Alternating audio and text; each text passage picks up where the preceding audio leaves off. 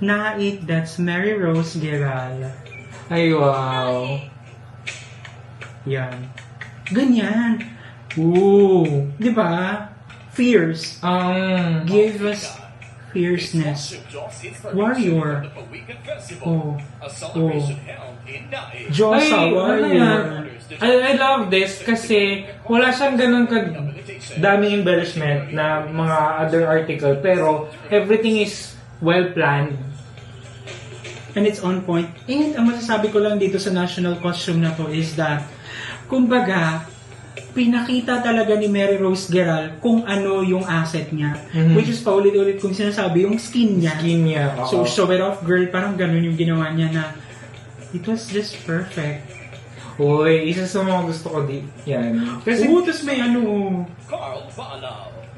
may lumabas pang mga Really? bubbles. Oh my gosh.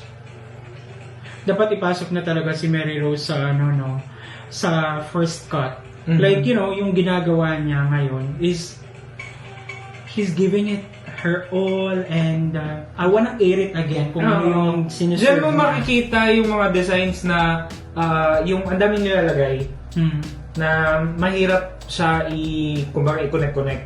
Kaysa dun sa konti lang yung nilagay pero lahat is connected. On point, and then perfect yung pagka-execute. So, yeah, congratulations, girl.